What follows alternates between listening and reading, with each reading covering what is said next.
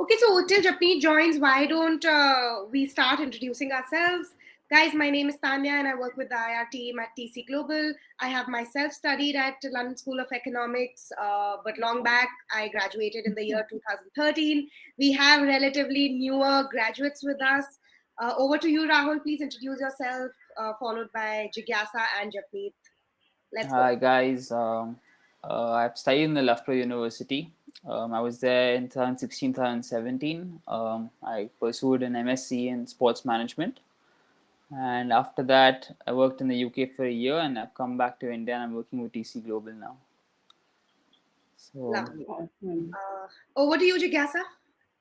My name is Jigyasa. I also work with the international relations team. I studied in University of Huddersfield in 2016 to 17. Sorry, I forgot the year. And then I came back and I did my business. I did a job and then I did my business for about 2 years and now I work with people. Lovely. And how about you, Japneet? So, firstly, apologies for being in late. That's okay. And thank you for having me. I did my master's in corporate communications, marketing, and public relations. It is a heavy name, but in short, it is CCMPR. I did it from University of Leeds back in 2018 and 2019. Worked with a social media company for about 7 months. And then I started working with TC Global soon after I got back to India. For me, my journey started with the Chopras because that's where that's how I applied. That's how I applied through, and I am now a full circle back with them. So yes. Fantastic, guys. So the common thread that probably joins us all is overseas education, and everyone listening to us here, we are here to offer any kind of advice, resolve any queries that you may have, to help you on literally any kind of confusion going on through your life right now. Other than that, we are here to share our experiences, what we did, how we did, and what came of our global education journeys. So here we go with our first question, asked multiple times over and over again.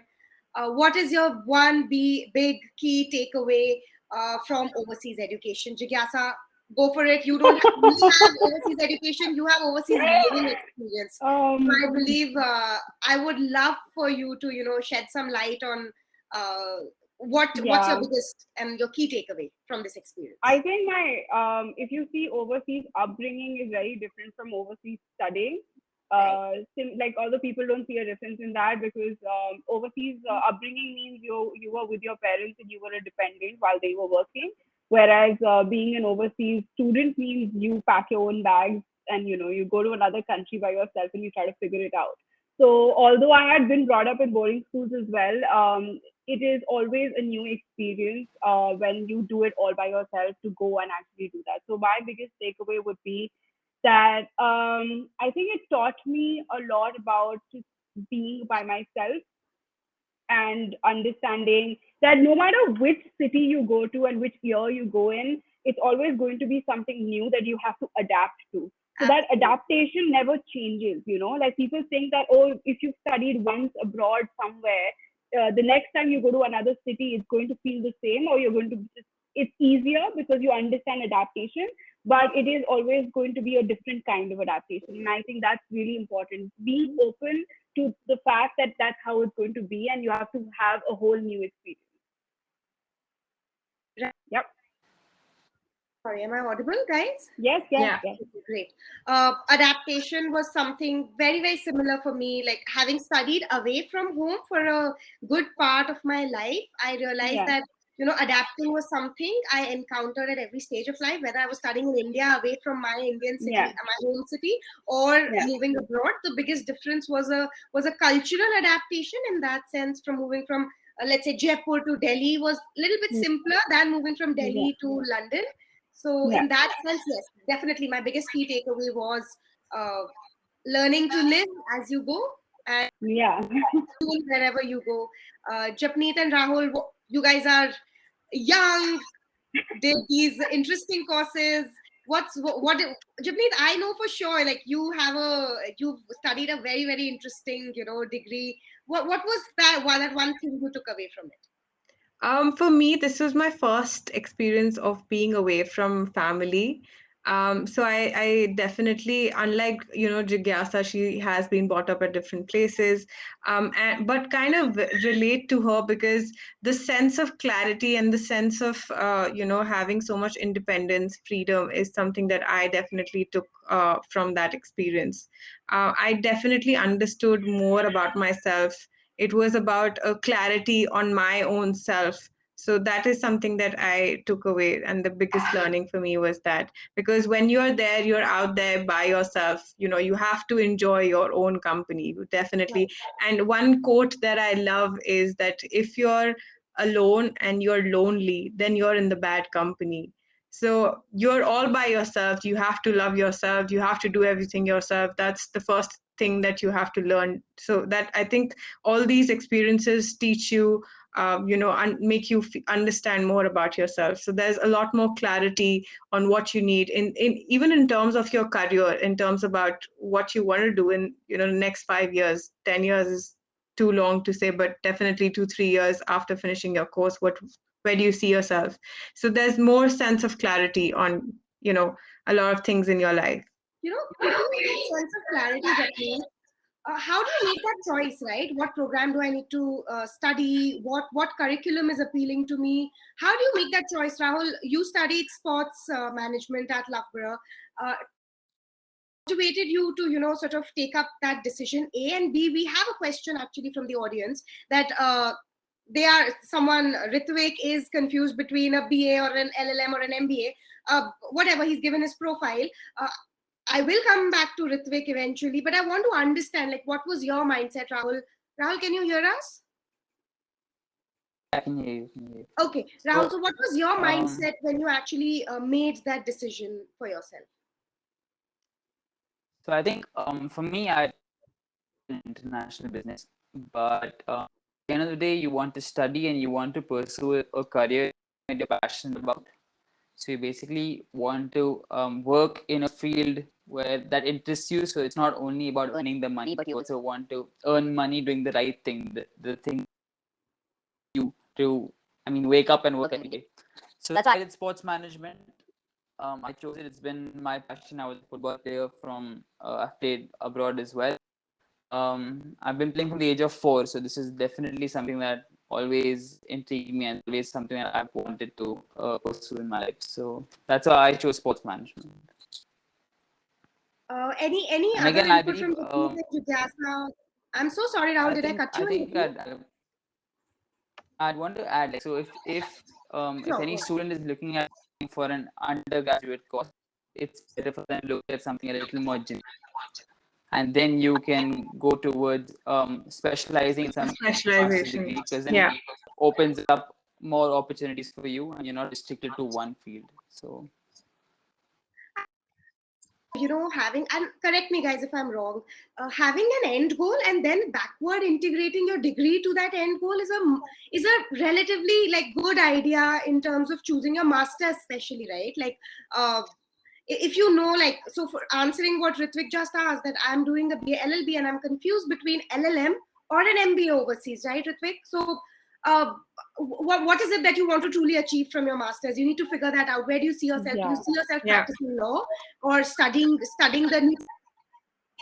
further, or do you see yourself working in a corporate environment where you need to rise up the corporate ladder and be amongst the C-suite? If you want to do that, you jolly well go for an MBA. And if you see yourself practicing law and maybe specializing in something as niche as international arbitration, then go for your LLM. And these two are very, very diverse fields. We can have a discussion about it all day, and I can tell you, the bill where. But yeah, definitely. Like, my one bit of advice for Ritvik would be, choose where you see yourself, maybe. And you don't get these choices very, very easily. You have to work in order to understand what you truly like and what you don't like. And once you've figured that out, use education as a gateway into it. Yeah. So, Right. if that made sense to anyone, that I was. would also want to add one more thing, like, since we are talking about choices, And sometimes you are even confused about, two similar courses but the university. I would say that go for the course which is as closest as what you would be comfortable in Yeah. studying, because at the end it's you who has to study that course and come out with flying colors. You got to be best friends with what you're studying. So I would also say, when when we are making choices between courses, universities, take the course that you are comfortable in studying. There's a huge difference in Indian education and the education that we are taking up Hmm. overseas. Choose a course which matches your goals. Like Tanya said, where do you want to see yourself? Choose that course. And of course, university can come as a second preference. So that's definitely that I wanted to add. I think I don't know, I took a very, offbeat kind of way in figuring out my master's. 'Cause, I'm not the kind of person who'll ask anybody for opinions. Just that's how I am. So I started my career with hospitality, and I left it in about 3 or 4 months simply because I had some health challenges. So I ended up doing English literature with a diploma in French, and that means they are both language based. It's a language based undergraduation.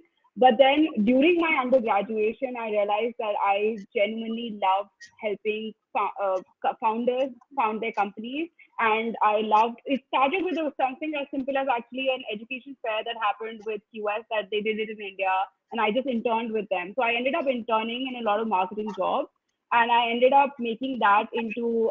At 19, I became a business development manager for somebody who was founding their own company. Ended up doing that for multiple companies. Ended up founding my own company at 20, and that's when I realized, I don't have to be stuck in trying to become a professor in English or something like that. I love literature, but I need something which now gives me another base to move forward.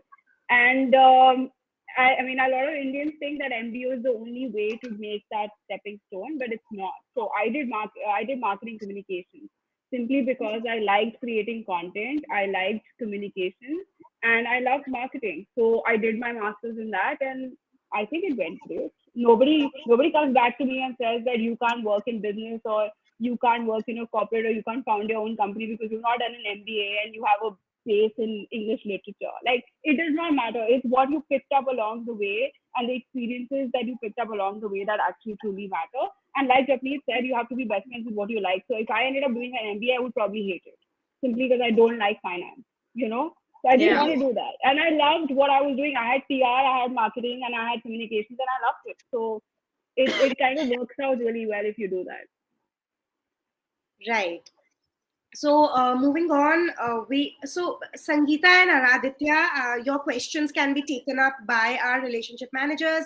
Uh, Yeah. you can go to the RM booth and take more advice on paralegal and legal assistant courses, as well as ROI on an MBA in the UK. Both the questions, our RMs are more than equipped to handle those and give you a very very detailed perspective on both of them. Having said that, just for UK, we would like to highlight that the graduate immigration route has opened up.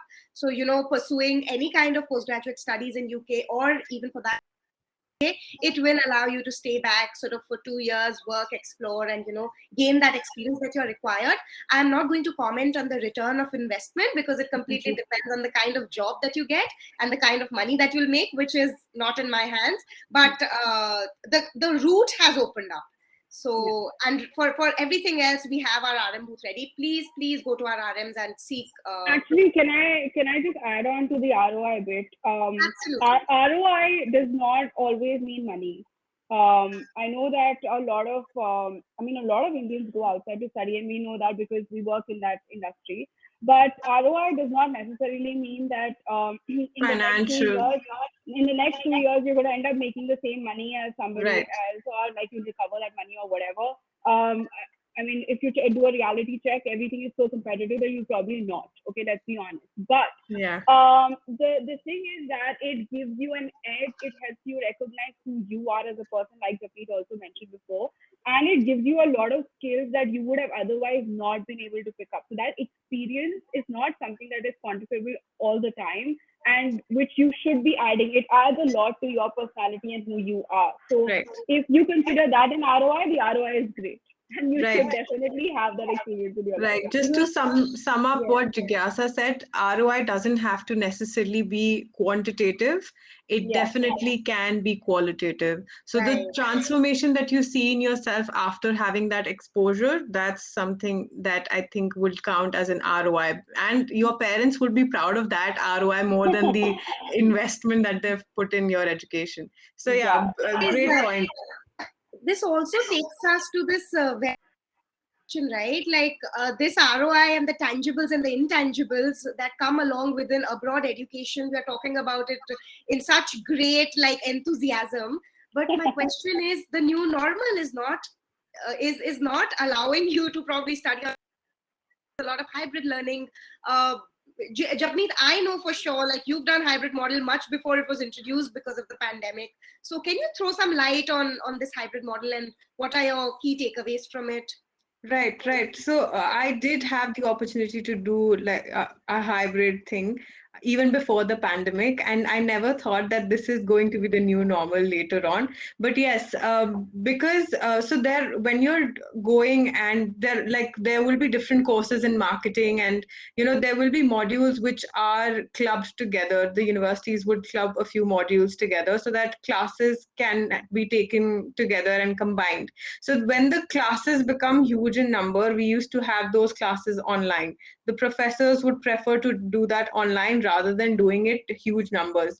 Definitely, your workshops, seminars would happen in person because they're smaller in groups. You can decide who you want to be, paired up with. So those would happen in person, and they were fun. And even the part that we did online, they were equally fun. So the professors would make it more interactive so that you don't lose that interest even. And I think it's better because in a 150 strength student, you'd lose more interest than you would lose interest while you're doing it online. So the kind of efforts universities are putting in for the hybrid thing is something that you cannot be you can't completely ignore that. So I did have the chance of taking it hybrid, and I think that it is everybody who has to do it other way should embrace it.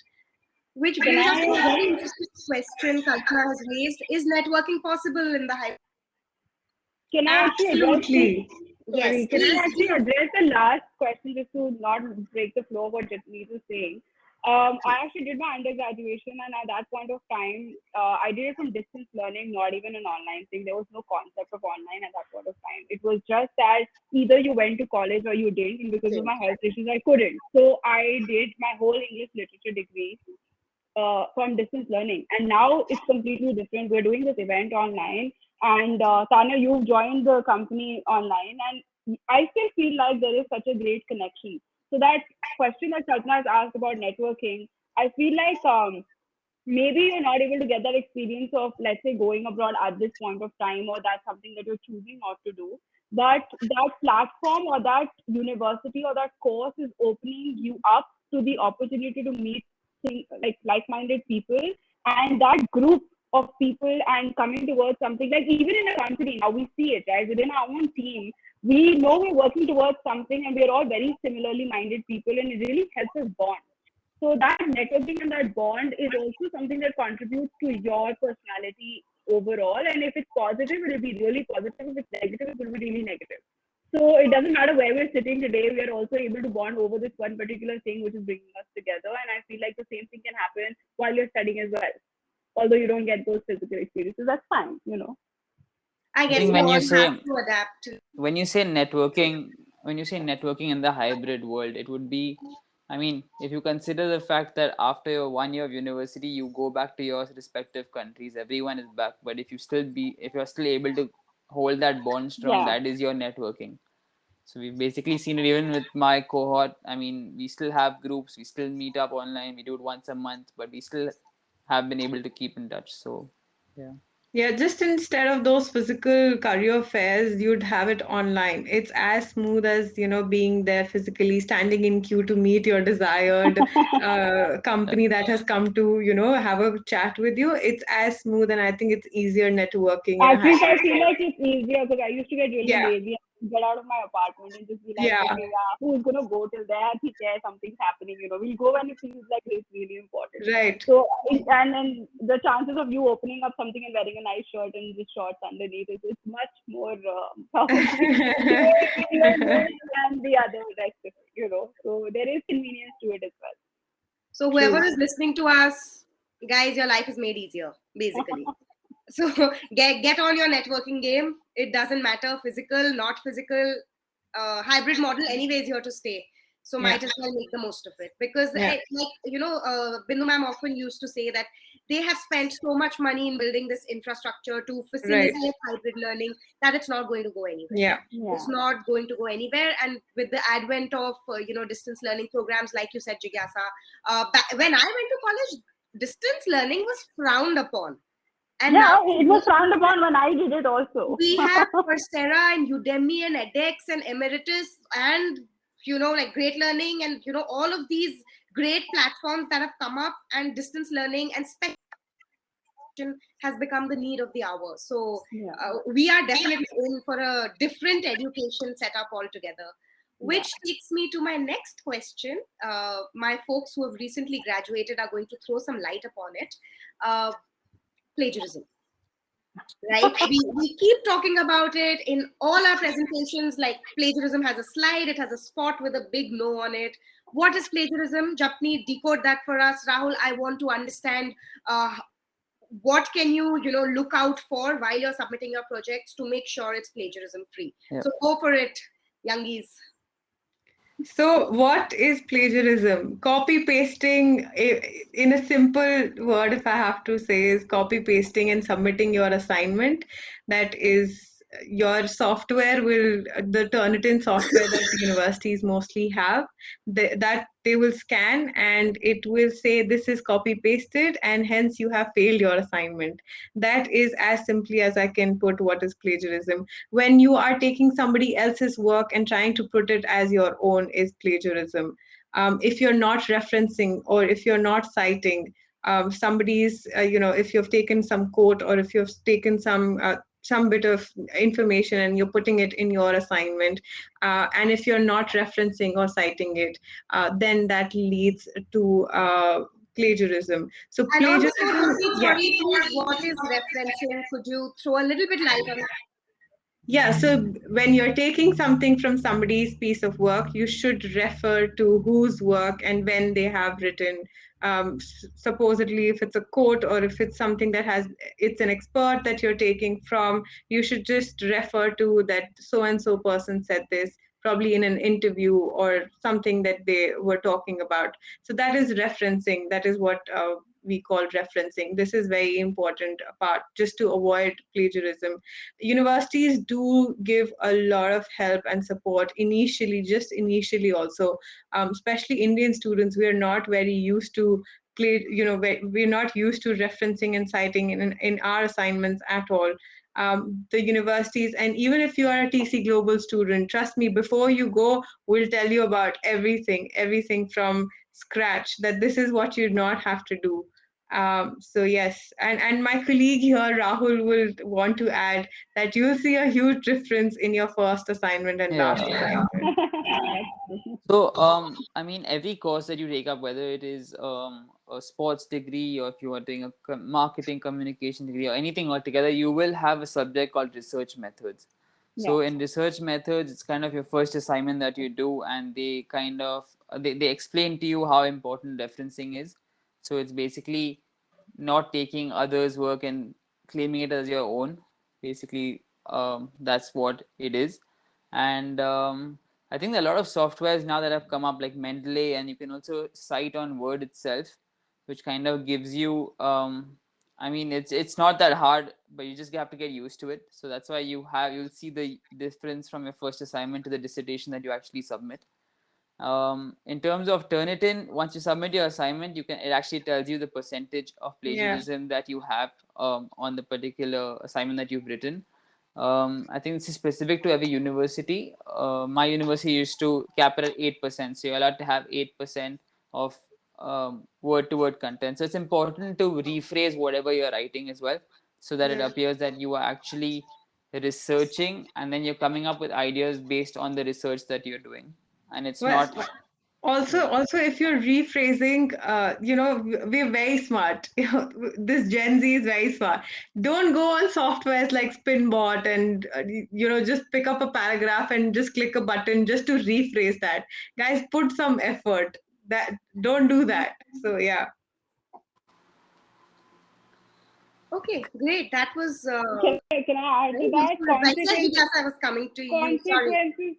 Consequences of plagiarism are very high. I mean, the Yeah. reason I will have covered what it means and all of that, but the reason why universities put in so much time into training, especially international students, and leaving a lot of these sessions open for students to come in and ask questions is simply because if you do pass, if you're caught into that plagiarism thing to a high extent, you can get like chucked out of university. Yeah, So you can get though rusticated. that's something you have to take very seriously. It's not like a joke, but yeah, Yeah. you get and I used to it think eventually. I think so for at least at Loughborough University, there was this thing that if you fail the course, then the you're capped at 50%, so you cannot get an Yeah. 80% if you give the test Hmm. again.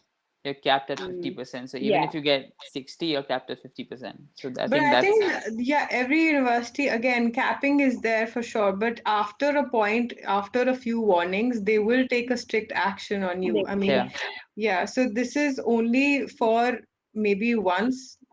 None of the universities make it to twice, actually. It is Yeah. a serious offense, and if it is done the second time, they do take strict actions. Yes, capping, of course, is there on assignments and projects that you're taking up, but they do take it very seriously. But guys, isn't all this information covered during the orientation? Oh, absolutely, yes.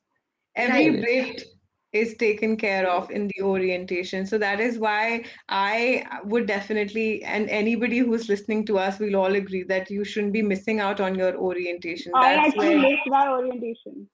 And Jigyasa, did you suffer like after I missing did. the orientation? Did I you miss did out? because because my at that point of time my DU result was having issues coming out on time, so I couldn't fly in to the hmm, university. Had to take an extension. Luckily, a lot of universities are very good with that in the sense that they really support you in coming in late. But that does mean that you miss that whole freshers week and you miss that whole Yeah. orientation, which is the most fun part of the entire year. yeah, But I did have issues. But like I said, then the university keeps a lot of weekly sessions open for international students where if they haven't gotten a hang of that bit that they told in the orientation, they will keep, you can walk up to professors, you can attend these open sessions that are available, and you can walk in and actually ask questions. So I really had to speed up the process and understand it. Luckily, because of the English literature part of it, referencing wasn't very new, but the every country follows a different referencing system. So Right. that yeah, is something that you have to get used to, and that is very, that you have to work with the university with. So yeah, don't miss your orientation if possible, and that's where the hybrid thing really helps. Because in yes, case you're not able to fly in, at yeah. that point of time there was no such facility. Either you're there or you're not there. Now it's like you can still be there. You'll at least get all the right information. You can fly in whenever, and you can do it at your own time and space. I guess Yes. it's not just about the orientation. I mean, the first couple of weeks are actually when you're meeting your whole cohort. You have Yeah, societies, you have career fairs in the first couple of weeks as well. yeah, So yeah. it's more of networking. You meet the You're right giving me people, FOMO for something that happened 5 years ago. Thank you. and then It's like a cause mix and mingle session. Like, exactly, because everyone's coming from a different background, so you're kind of it's the basic conversations that Mm. I mean icebreakers, but it's a good first 2 weeks that you should always attend. So yeah. Guys, I think in my orientation, which was long, long time ago, the only feeling that I remember, like significant overwhelming feeling, was that how different every person was in the class. And this was my first interaction ever in my life with such a diverse cohort, with people from literally all walks of life. And that really, like, that was one realization, moment of realization, that we are what we are in this one big giant world. It's no longer, it wasn't about being an Indian or being Mm. being an American. It was more about being a global citizen. We are all here to study. which is the most gripping feeling of all, and which also takes me to the next question of the orientation week. To tell you about opening bank accounts, Kalpana has asked a question around it.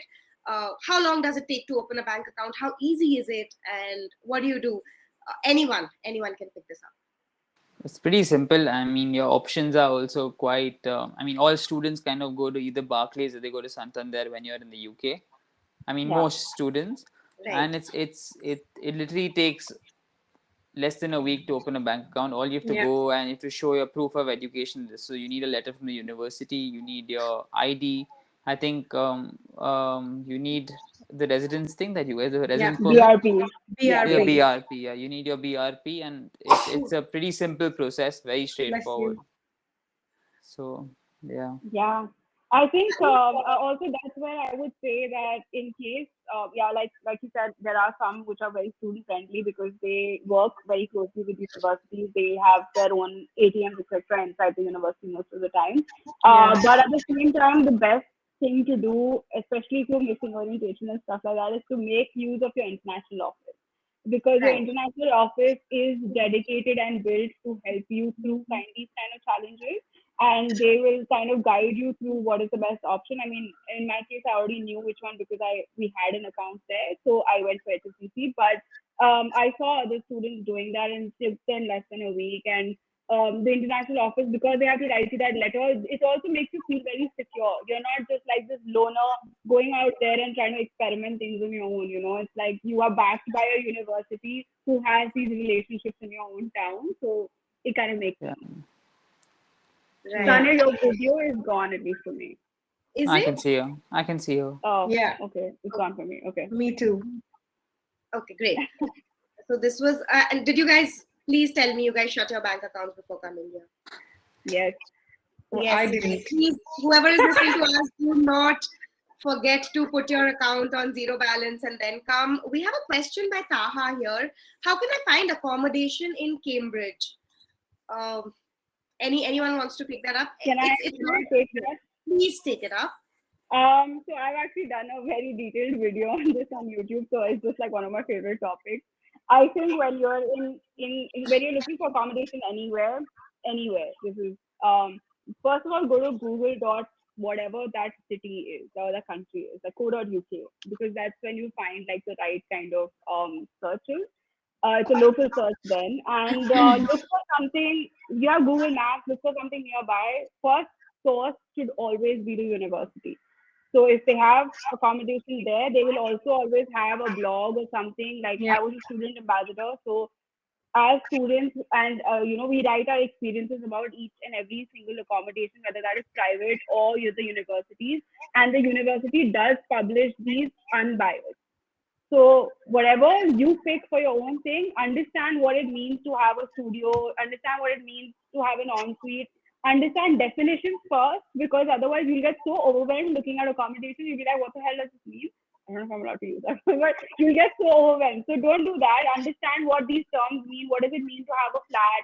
What is it that matters to you? Like we say on stage that, whatever you need in a course in a university, it has to match you. So the same thing is with accommodation. For me, I can't share a bathroom with anybody. So I didn't Yeah. care about sharing a corridor or like a kitchen with someone. I couldn't share a bathroom. So I put in my budget and I figured out, okay, this works for this. And now it's so easy because you have YouTube videos, you have virtual tours, you have all of those things. Right. Do that research and contact the university and also figure out what they recommend. Yeah. Guys, we are almost coming to our end. I really want to take up a few questions that are Yeah. super important and I would love for us to discuss. The first question is, do Indian companies recognize UK degrees? Of course they do. I mean, I think it depends. Yeah. It depends in what industry you are working in. Because if you talk about sports, it's a newer market. Right. So again, that's a market that is still developing in India. Yep. At this point in time, they look at your expertise and your work experience more than the degree that you take up. Absolutely. But a lot of other ones, I'm pretty sure, when you talk about finance, they actually looked up upon in India. That's what I believe. So Right. Just adding to what Rahul said, UK degrees are absolutely recognized. Of course, there's no two-way about it. Doubt over to you. What I feel is that the brand recall value of some colleges or some universities, I don't know why I said call it a college, but some universities is greater than the other. So for some reason, Warwick has this exceptional brand image in India. LSE sometimes beats, like probably Oxford for a couple of crores. I don't know what the logic is. I don't know why it is what it is. But there, of course, like some It's the word of mouth reputation. yes, That's it. some colleges do have a greater brand image, which automatically makes them, I don't know, the superior to others in some sense. Yeah, so that's about it. But recognition wise, all four of us have degrees. We are working in I India. just I just want to say here that I know that because we work at TC Global, we know the kind of queries that we get from students, and it is very much based on this word of mouth situation, right? That Right. if a university is considered more popular, I wouldn't even say better. It's popular. It's more popular amongst a certain group, and especially cities as well. Sometimes you see a certain city prefers a certain kind of university. It might be for a multiple amount of reasons, but again, I would say that pick something that suits you, like think individually. Because like nobody had heard of Huddersfield, and because of me, I feel like a lot of people did. And my goal was to live in a smaller town, and marketing communications was offered by very limited amount of universities at that point of time. So the fact that it offered me a scholarship that I wanted, it fit right into my budget, and it was a small town is why I picked it. But had I gone for this popularity business, it wouldn't have worked out, right? Yeah. And also, UK universities have been recognized since Mahatma Gandhi's time. Like literally, everybody went to UK to do whatever law, whatever. So you didn't need the internet to have that popularity. So definitely, everybody recognizes UK as it is. Everybody knows what's a Russell Group University. Yeah, Everybody now knows. Even the organizations that are taking up, especially if you're talking about companies here. If I tell them it's University of Leeds, oh, it's a part of the Russell Group, and I'm like, yeah, bang on, you got it right. Right. So yeah, so I think even organizations, companies that are hiring you, they're more aware about international, education now, and they do understand and recognize all universities. And moving towards our last question for the evening, guys. Do universities arrange for career or placement opportunities after course completion? In Unison, I think we should just yes. big yes to it. There's something called as the career center or career Career, services. yeah, career Careers, services. there are career fairs for it. They help you not only make your resume, they help you, look for internships. They literally end to end, they help you Right. if you use them judiciously and Yeah. wisely. Yeah, they're You there have for to put you. a lot of effort. So in India, unfortunately, the scene is that the companies will come on campus, and our campus will babysit us, make us go through that entire recruitment process. Abroad, I think, unfortunately or fortunately, it's a little different. They let you be on your own. So the amount of Yes. effort you put into extracting the most out of career services, I think that's how it works there. Just need Absolutely. Rahul Jigyasa, your take on this. The Yeah, so effort has there is, to come from you. yeah. Yeah. Okay. Like, sorry, please Right, continue. right. So, like Tanya was saying, they'll help you with the CV internships. They even help you with making up a covering letter, Yeah. especially, when you're applying to different jobs, try and make it personalize each and every covering letter that you're writing for an organization. They'll help you with that. They'll help you with your CV. They'll tell you where to apply for jobs, when to apply, when is a good time, because time is very important when you're applying for jobs, especially when you're overseas. So they'll help you. They'll give you links where you can apply, where you can look for jobs. All of these things would be provided by the career center. So there is definitely, I would say, career assistance, but there is there is no job guarantee. Guarantee. Yeah. Yeah.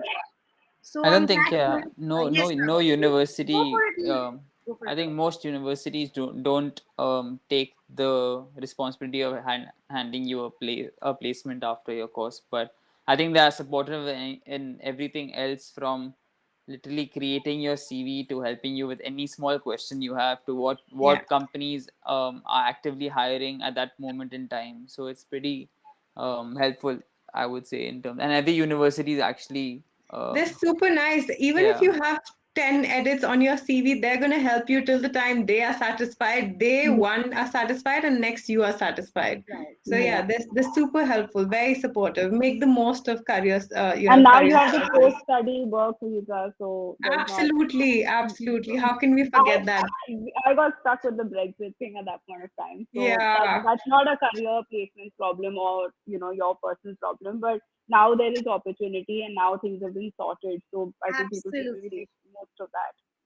Make the most that note where we have reached to the end of our discussion, which I don't want to end. How time has yeah. flown by, reminiscing our good old days. But having said that, thank you so much, Jigyasa, Japneet, and Rahul, for taking some time out, doing this Thank discussion with you. us, helping our students. And thank you for our lovely audience for actually asking some very, very relevant and pertinent questions. And with this, bye Thank bye. you. See you Thank you guys. for Thank having us, you. Tanya. Thank you. Lovely Bye. to Bye. meet you all. Bye, Have a great evening, guys. Bye. everyone. Bye.